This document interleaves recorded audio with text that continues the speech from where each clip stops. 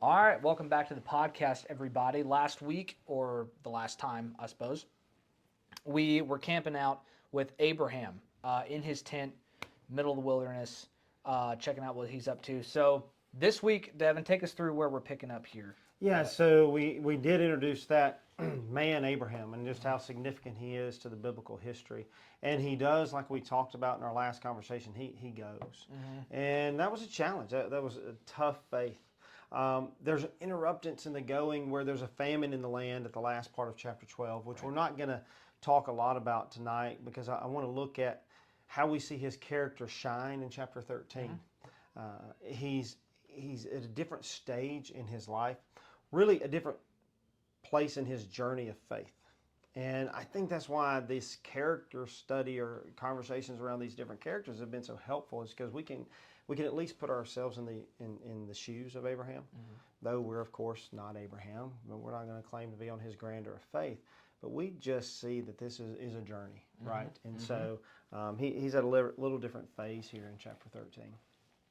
For sure, for sure. Well, yeah, it's interesting. Sorry, before we even get started, that's interesting to point out how with Abraham we see a literal journey, but we also see a journey spiritually for him that starts in very old age, in which we see a sort of character development from him that, and you can, and obviously we'll get into this some, but you can see God's hand moving him and initiating him at first, and then slowly he kind of backs off a little bit as he kind of goes, right? And sort of like is strengthening Abraham as a character to where he's almost like, it's like teaching a kid to ride a bike or something almost, to where it's the bike starts to roll for a minute. Yeah, so by the time we get to chapter 22, he's almost standing on his own. I mean, we understand that the Lord is with him, but I think you're right. And the Abraham of chapter 12, or Abram as he's called, is nowhere able to do what he did in chapter 22. And I just think that encourages us. And so here in chapter 13, he's received the goods of the world. This is chapter 13 and verse 1. So Abram went up from Egypt, and he and his wife and all that he had, and Lot with him, which would have been his nephew, into the Negeb. Now Abram was very rich in livestock and silver and gold. And so God has blessed him, and we know he's blessed him spiritually, but it's also noted that he's blessed him materially. And I think that this is a place where most Americans, if we're being honest, we're rich. Generally, when we talk about rich people, it's somebody else, but most of us, I mean, we're, if you're watching this, it's via some access to the web. It's probably on a beautiful smart device. You're rich. And so that can be a challenge to our faith as well. And so I think it's wonderful to see this rich man and how he responds. So let's continue on and see how this goes. Verse 3, and he journeyed from the Negeb as far as Bethel to the place where his tent had been at the beginning between Bethel and Ai, and the place where he had made an altar at the first, which is, I think that's a testament to why he's still able to be strong, is because he's going back to where he was at the first. Yeah. Sometimes we journey in our faith and we think, well, we're beyond that. We're beyond the basics. No, you got to start to the basics before you can ever build up. And you got to remind yourselves of the basics. And here he goes at the first, when I was emptied. Because at the first, he was a poor, straying man, going, but now he's rich. But he's still taking himself mentally back to where he was in the beginning. And I think that's a beautiful place to be. Oh yeah, well that's a super just practical thing on every level. Certainly it's true in the most transcendent kind of faith stuff, but you can see it boiled down right to just bare practices, like a basketball player still has to practice just his basic drills. A baseball player has to practice t-ball kind of drills again. It's like you take yourself back to the very place, to the foundation of what you started. Right. So yeah, I mean that absolutely applies in every sense. I don't think there's any way you could possibly deny that's how things work. Why wouldn't faith be the same way? Yeah, and we pointed out last week that when we talked that we want to emulate Abram, and this is exactly how you do it. You just keep making yourself go back to where you were, so broken and empty. And he calls on the name of the Lord there, and now in verse 5, and Lot went with Abram, also had flocks and herds and tents, so that the land could not support both of them dwelling together, for their possessions were so great, and they could not dwell together. And we can understand that. Yeah. They probably couldn't dwell together because all the people there too, there's no guarantee they get along. And so there has to be a decision made. And this is where, you see the character shine through that Abram has and he's developed. He says in verse 8, he said, "Let there be no strife between you and me, between your herdsmen and my herdsmen, for we are kinsmen." That's a beautiful way to start our conversation. Let there be no strife. And I think really why sometimes things and issues happen between brethren is because we don't go into it with that attitude. So what he says in the beginning is, I want this to end where there's no issues and there's no problems between us. And clearly he's being honest in this, whereas generally speaking in a situation like this, we go into it with an agenda. Really deep down inside, I'm not concerned as much about strife as I am me getting my, mine and what I need. Yeah. And you see the opposite here out of Abram. And of course, Lot looks more like us in his response. So he says in verse 9, Abram to Lot, "Is not the whole land before you? Separate yourself from me. If you take the left, then I will go to the right, or if you take the right, I will go to the left." And Lot lifted up his eyes and saw that the Jordan Valley was well watered, everywhere like the garden of the Lord, like the land of Egypt in the direction of Zoar. And so what he says is, that's a beautiful piece of land. His mind has shifted a little different from Abram. He's like, okay, I'll take this. I mean, I want what is good. So he chose for himself that area, verse 11. And then Abram settled in a different land, the land of Canaan, while Lot settled among the cities in the valley and moved his tent as far as Sodom. Now the men of Sodom were wicked, great sinners against the Lord. Just a subtle use of words to introduce a monstrous problem. Oh, for sure. Yeah. It's just kind of an afterthought. By the way, footnote, they were wicked sinners against the Lord. Yeah. Right? Yeah.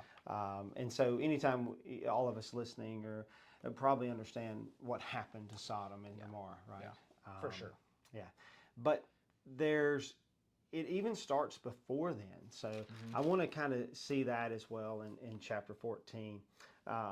But don't you think it is just interesting to see the character on display of both men? For sure. And I think what we take for granted is, in this case, is talking about two migrants, hanging out with their sheep and goats or something. Maybe we don't wrap our heads around, like, what that would have felt like for Abraham to have this conversation. Just picture it being with your own money, right? Because this is essentially what these guys are dealing out, is property and money. And you look at, like you were saying, how many conversations we ought to be starting the way Abraham does. How many conversations go sideways in any kind of relationship, whether it's in a church or in a family or among friends, that are over property and money, right? We get very sensitive about those kind of things, you know, and very protective, because we're in a world of people who want to figure out how to get your money into my pocket, and yet Abram has such a unique approach to it, in a way to where we all read that and say, "Oh yeah, I would do that." It's like, really, Tim? Would you do that? So Abram shows an extremely high level of trust. Yes. Because he was not concerned with which way Lot went. He knew that whichever side he ended up, that the Lord was going to be with him. And if you think about how we pointed out that where he went back to where he was in the beginning. Yeah. And that's playing out. Because all he knew there in the beginning, when he leaves his father's house, and he's wandering, he's like, all I know is this is where God told me to be.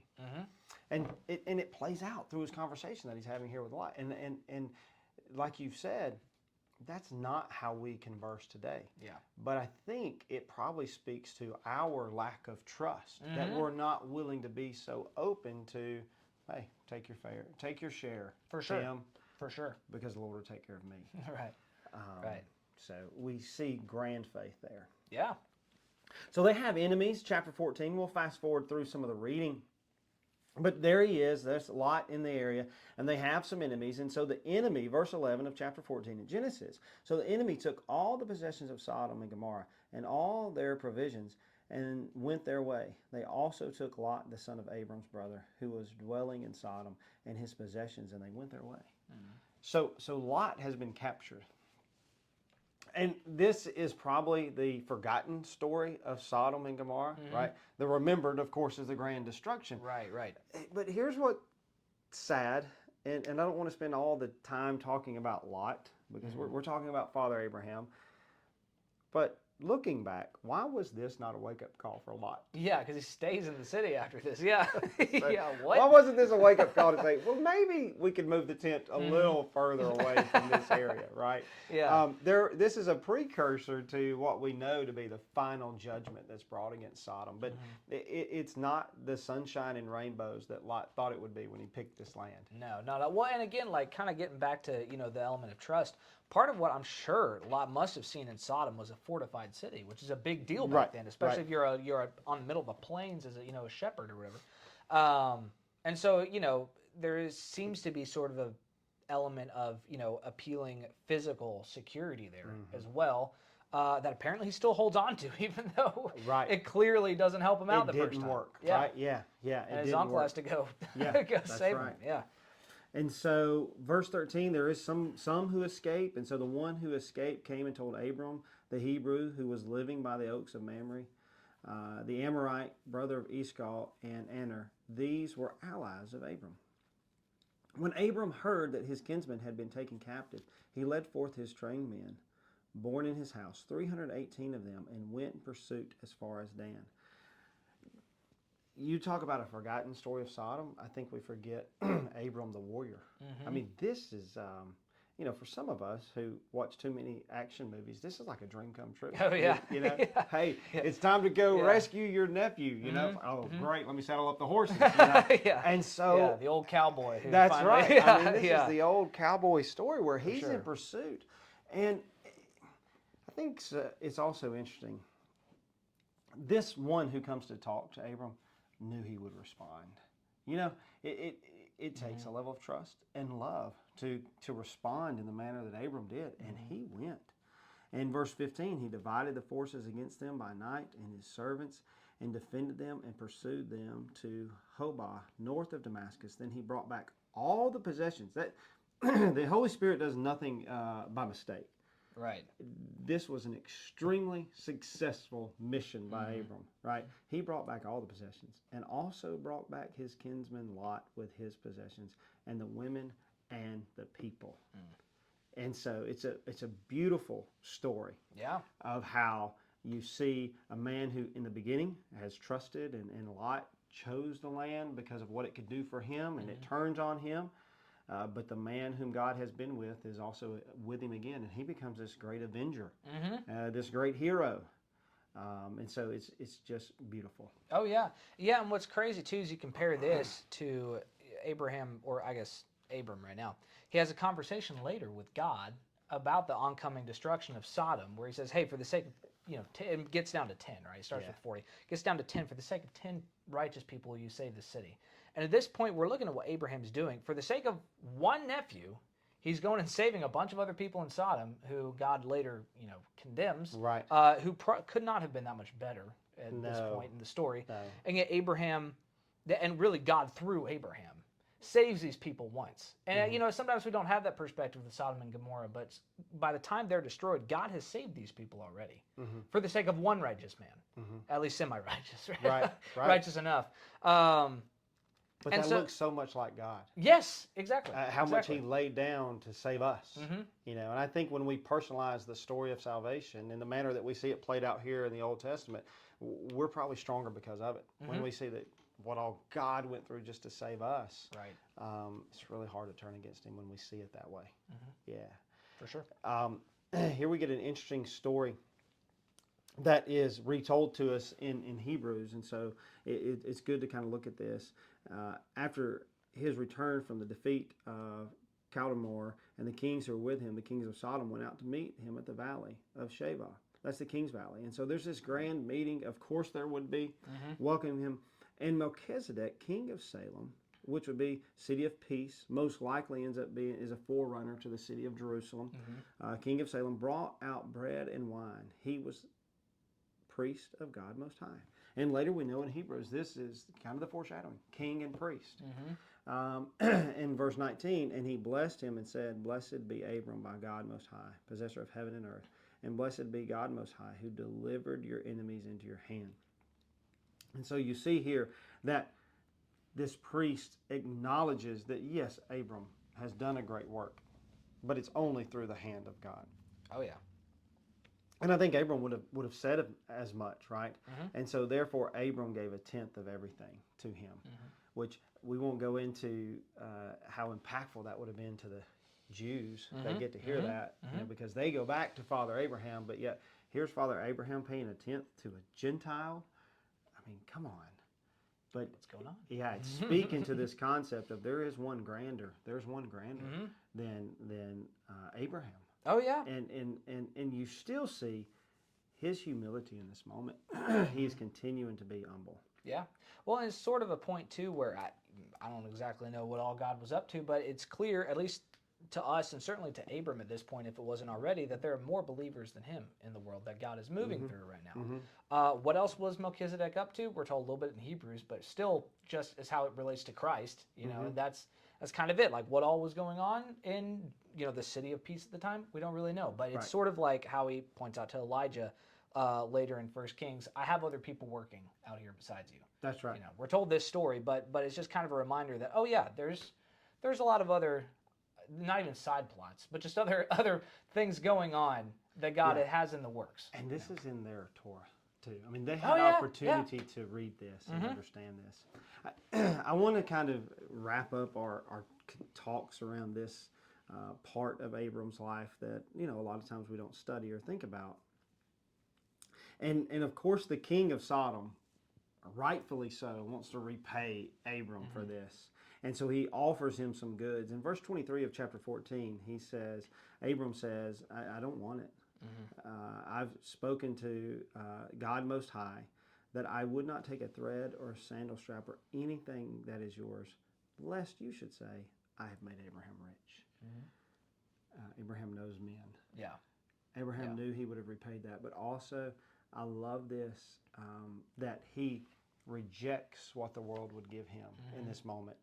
And really just knowing, as the priest has already said, God has been with you. God has exalted you. Abram rests in that. Oh, yeah.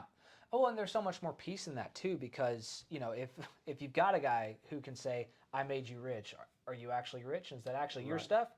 Not really. But if you got a guy who says, God made me rich, is that actually your stuff? And are you actually rich? Well, still no. Still no. But it's God's. And there's a lot more peace in that. And a lot more trust that Abraham has been exercising this whole time. Right. Yeah. And so he's rejected that. And that's what makes, for me, this conversation that he gets to have with God in chapter 15 so impactful. It says in chapter 15 and verse 1, after these things, the word of the Lord came to Abram in a vision. Fear not, Abram. I am your shield. Your reward shall be very great. And so he has just rejected the reward of the world, and he has now been given the reward of God. And time again, the New Testament plays out and tells us that. Patience. Wait on the Lord. That's repeated all through the Psalms. Wait on the Lord. Abraham has done just that. He's waited. There was a reward that he could have grabbed in the moment and walked away with his pockets full, his belly full, and he rejects it. And the Lord speaks to him and says, your reward shall be very great. And I think if we could walk through our lives and hear that from God, because I do not think that this is an exclusive promise to Abraham.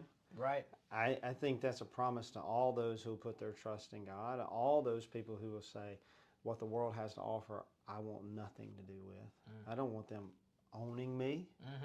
I don't want them to have rule over me. And then the Lord says, well, have no fear. Yeah. You made the right decision. Your reward shall be very great. So it's a better master to serve. For sure. For sure. Yeah.